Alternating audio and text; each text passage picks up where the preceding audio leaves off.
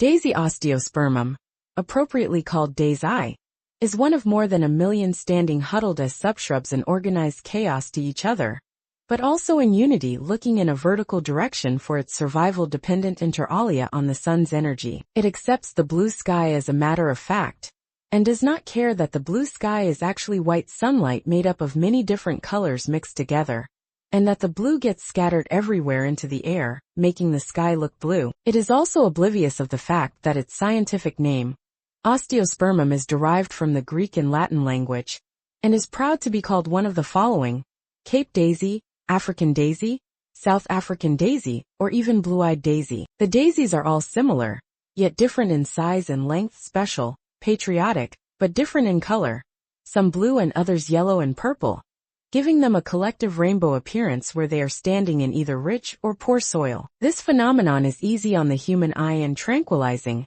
and it is a pity that daisy is not able to have a similar experience during nighttime when it sleeps, and when the star seems to twinkle when its light ripples through moving air. The daisies are not standing out in relation to each other, similar to the Ubuntu principle, but are equal God's perfect uncomplicated nature, in contrast to the vicious machinations of the generally egocentric godless human race. Individualistic and concentric as one of a small family, but also part of a big society of different colors, where they all need each other, for the magnificent visual effect free of vanity, pride and vainglory. Despite the fact that daisies have a mild smell, bees and butterflies visit them, assisting them to manufacture their seeds, free of condescension. The soil provides them with chemicals for food, the organic matter, and they take it in with water through their tiny roots, demanding nothing more. They will survive until they die during wintertime, or they may perish during a cataclysmic phenomenon,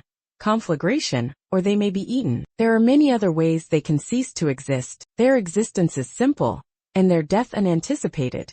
No feelings of distress or embarrassment at having failed, or been humiliated. There are no perturbations or trepidations to be sensed from others, and looking at a goat's approaching tongue, not a feeling that an abominable creature is going to rub out its colorful existence. Slowly, with the sun sinking away in the west, the daisies will first go into a state of near sleep, until they will close their petals at nightfall. During times when the wind is blowing very strong, even when it is in the epicenter of a resulting tornado, they will stand firmly, obstinate against this uncongenial force. Its dagged behavior prodigious and marvelous, until nature loses its inexorable grip on them, moving on to other areas just to duplicate its near-destructive force.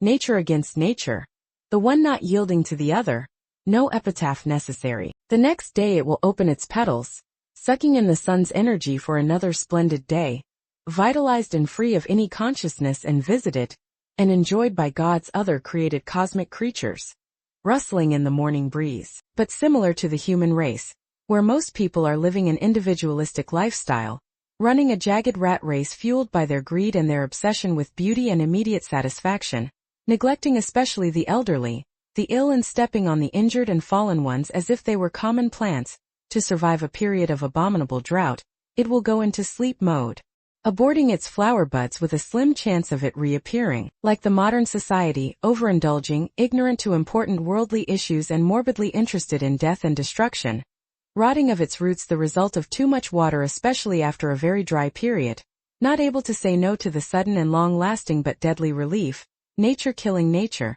as if nature is copying their human rulers, rejecting God's prescriptions and forfeit God's providence. Then nature and human, the one in name and the other in evil spirit, binding together to form an entity, and in this instance called Daisy de Melker, supposed to nurse her human spouse with nature's love, but in poisoning him with nature's assistance, manipulating and betraying the earthly bond. To restore the equilibrium between nature and humanity, to project nature as a wonderful partner and a colorful inspiration, humanity in its good sense, producing popular songs in Daisy Bell, and Daisy Daisy, give me your answer, do. All is forgiven in a world where love is the only answer, beautifully explained by Gene Becker in his film My Afternoons with Marguerite. It's not a typical love affair, but love and tenderness both are there. Named after a daisy, she lived amidst words, surrounded by adjectives in green fields of verbs some force you to yield, but she with soft art passed through my hard shield and into my heart. Not always are love stories just made of love. Sometimes, Love is not named, but it's love just the same.